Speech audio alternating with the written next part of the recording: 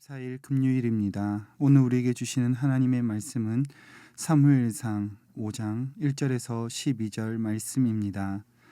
블레셋 사람들이 하나님의 괴를 빼앗아 가지고 에베네셀에서부터 아스돗에 이르니라.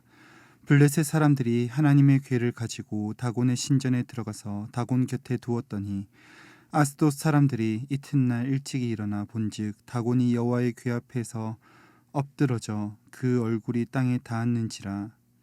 그들이 다곤을 일으켜 다시 그 자리에 세웠더니 그 이튿날 아침에 그들이 일찍 일어나 본즉 다곤이 여호와의 궤 앞에서 또다시 엎드러져 얼굴이 땅에 닿았고 그 머리와 두 손목은 끊어져 문지방에 있고 다곤의 몸뚱이만 남았더라. 그러므로 다곤의 제사장들이나 다곤의 신전에 들어가는 자는 오늘까지 아스돗에 있는 다곤의 문지방을 밟지 아니하더라. 여호와의 손이 아스돗 사람에게 엄중히 더하사 독한 종기의 재앙으로 아스돗과 그 지역을 쳐서 망하게 하니 아스돗 사람들이 이를 보고 이르되 이스라엘 신의 괴를 우리와 함께 잊지 못하게 할지라. 그의 손이 우리와 우리 신 다곤을 친다 하고 이에 사람을 보내어 블레셋 사람들의 모든 방백을 모으고 이르되 우리가 이스라엘 신의 괴를 어찌하랴 하니 그들이 대답하되 이스라엘 신의 괴를 가드로 옮겨가라 하므로 이스라엘 신의 궤를 옮겨갔더니 그것을 옮겨간 후에 여호와의 손이 심히 큰 환란을 그 성읍에 더하사 성읍 사람들의 작은 자와 큰 자를 다 쳐서 독한 종기가 나게 하신지라.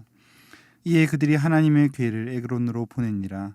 하나님의 궤가 에그론에 이른즉 에그론 사람이 부르짖어 이르되 그들이 이스라엘 신의 궤를 우리에게로 가져다가 우리와 우리 백성을 죽이려 한다 하고 이에 사람을 보내어 블레셋 모든 방백을 모으고 이르되 이스라엘 신의 궤를 보내어 그 있던 곳으로 돌아가게 하고 우리와 우리 백성이 죽임 당함을 면하게 하자 하니 이는 온 성읍이 사망의 환란을 당함이라. 거기서 하나님의 손이 엄중하심으로 죽지 아니한 사람들은 독한 종기로 치심을 당해 성읍의 부르짖음이 하늘에 사무쳤더라. 아멘. 오늘 본문은 이스라엘의 어둠이 가장 절정으로 치닫는 사건, 사무엘상 4장에 나타나는 블레셋과의 전쟁 사건 이후에 나타나는 일입니다. 하나님의 법궤가 전쟁터에 임하고 블레셋은 두려움에 휩싸였지만 이스라엘은 패배하게 되고 엘리와 두 아들에 대한 심판은 그대로 이루어지게 됩니다. 비나스의 아내가 이제 이스라엘에게서 영광이 떠났다라고 외친 외마디는 실제로 하나님의 영광이 떠난 이스라엘의 모습을 그대로 보여줍니다. 그리고 이제 하나님의 궤는 이방의 도시 아스돗에 이르게 됩니다. 하나님의 임재의 상징인 법궤는 이방인들의 손에 빼앗겨 다곤 신전에 안치됩니다. 이것은 고대 전쟁이 신들과 신들의 전쟁이라는 것을 볼 때에 승리자들은 자신들의 손에 의하여 굴복하게 되었음을 과시하는 내용입니다. 그렇게 블레셋이 자신들의 승리에 도취하게 되었을 때 오히려 다곤 신상은 그 얼굴이 땅에 엎드러져 닿아 있었습니다. 실제로 이런 모습은 굴복한 모습으로 표현이 되는데 성경의 저자는 이런 모습을 자세하게 보여주기 위해 히브리어 노펠, 항복하다 엎드리다, 절대자에 대한 굴복의 자세를 나타냈습니다. 실제로 그 모습은 머리와 두 손목이 끊어진 것으로 나타났는데 이런 형상은 사고를 할 수 없음과 손으로 무엇도 할 수 없는 무능한 우상이라는 것을 조롱하시는 하나님의 권능을 드러냅니다. 그렇게 쓰러진 우상이지만 다곤을 섬기는 사람들은 잘린 조각들이 문 지방에 있었기 때문에 밟지 않는 습관으로 자리 잡았다는 것을 5절에서 기록하고 있습니다. 이는 그들이 섬기는 우상이 비록 잘리고 넘어졌다 할지라도 그것에 대한 존중의 의미를 보여줍니다. 하나님의 법궤를 가져간 블레셋을 향한 하나님의 진노는 6절에서 독한 종기의 재앙, 곧 전염병으로 나타났습니다. 그때 재앙을 당하는 사람들의 반응은 법궤를 옮기는 것이었습니다. 이전에 이스라엘 사람들을 이기고 하나님의 법궤를 가져왔을 때 그들은 승리자의 모습으로 하나님의 궤를 가져왔다면 이제는 처참한 패배자의 모습으로 두려움 가운데 법궤를 옮겨가는 것뿐이었습니다. 그들의 심령에 급격한 변화가 일어난 것이 하나님의 궤를 두고 5장 안에서 서로 다르게 표현한 것인데 이전에 그들이 빼앗아 가지고 온 것은 하나님의 궤였으나 많고 많은 신들 중 하나의 궤였으나 이제 패배자들의 신, 많고 많은 신들의 하나가 아니라 그들과 그들의 신 다곤을 치는 이스라엘의 신의 궤로 표현이 바뀌어져 있습니다. 그래서 6절 이전에 법궤를 표현하는 단어를 하나님의 궤라고 했다가 7절부터는 이스라엘의 신의 궤라고 부릅니다. 그들이 하나님의 궤를 옮겨가는 곳마다 하나님께서 그곳에서 그 크심으로 블레셋의 모든 곳에 큰 병으로 치게 하시니 사람들이 두려워하며 고통 가운데 그리고 죽음을 면하기 위해 돌려보내는 장면으로 5장은 마무리가 됩니다. 오늘 우리가 살펴본 본문 5장 전체에서는 가장 중요한 핵심은 하나님의 궤는 이스라엘의 실로에 있으나 이방 땅 아스돗, 가사 혹은 그 어느 곳에 있으나 크신 능력과 권능으로 완전하심을 드러내는 하나님의 임재의 상징이라는 것을 말씀하고 있습니다. 오늘 본문을 통해서 우리에게 주시는 두 가지 교훈을 생각해 보겠습니다.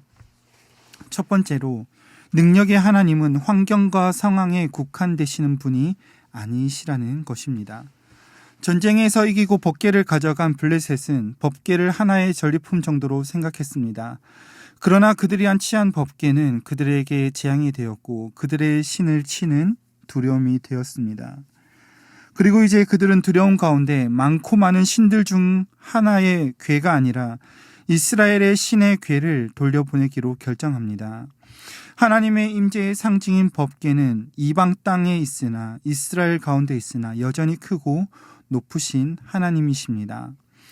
앞에 본문인 4장을 마치면서 이가봇, 이스라엘에게서 영광이 떠났다고 탄식하며 끝이 났지만 하나님의 영광은 끝나지 않고 이방 땅에서도 크신 하나님이심을 보여주셨습니다.